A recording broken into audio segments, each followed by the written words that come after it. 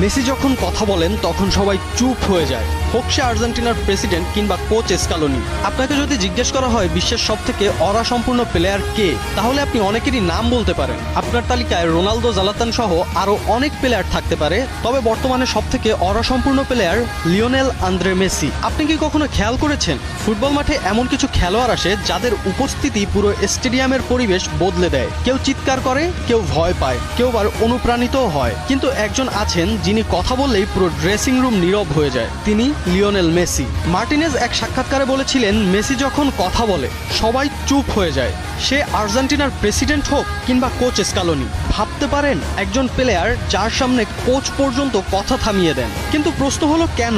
এটা কি শুধু তার 8টি ব্যালন ডি'অরের জন্য, নাকি বিশ্বকাপ জয়ের জন্য? না, মেসির ওরা তৈরি হয়েছে অন্যভাবে। 2022 বিশ্বকাপের সেই রাত মনে আছে?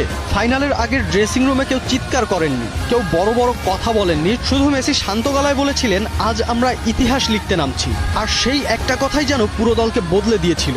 আর তারপর যা হয়েছিল তার সবারই জানা আছে। ডিপল, ডিমারিয়া, এমিলিয়ানো মার্টিনেজ সহ সব সতীর্থদের চোখে মেসি শুধু অধিনায়ক না, তিনি একটা অনুভূতি। ওতামেন্ডির শরীরে মেসির ট্যাটু।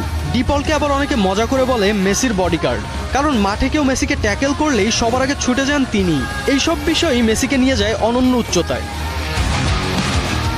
আরেকটা ঘটনা জানেন? কোপা আমেরিকার এক ম্যাচে পুরো স্টেডিয়াম উত্তেজিত, রেফারির সিদ্ধান্তে ক্ষুব্ধ আর্জেন্টিনা। সেই সময় মেসি শুধু হাত তুলে সবাইকে শান্ত হতে বলেন, আর কয়েক সেকেন্ডের মধ্যেই পুরো দল শান্ত হয়ে যায়। এই ক্ষমতা সবাই পায় না। রোনালদো আপনাকে অনুপ্রাণিত করবে, জালাতান আপনাকে অবাক করবে, কিন্তু মেসি আপনাকে বিশ্বাস করাবে যে অসম্ভবও সম্ভব। হয়তো এজন্যই বিশ্বে একটা কথা ধীরে ধীরে সত্যি হয়ে যাচ্ছে, মেসি শুধু একজন খেলোয়াড় না, তিনি ফুটবলের নীরব রাজা।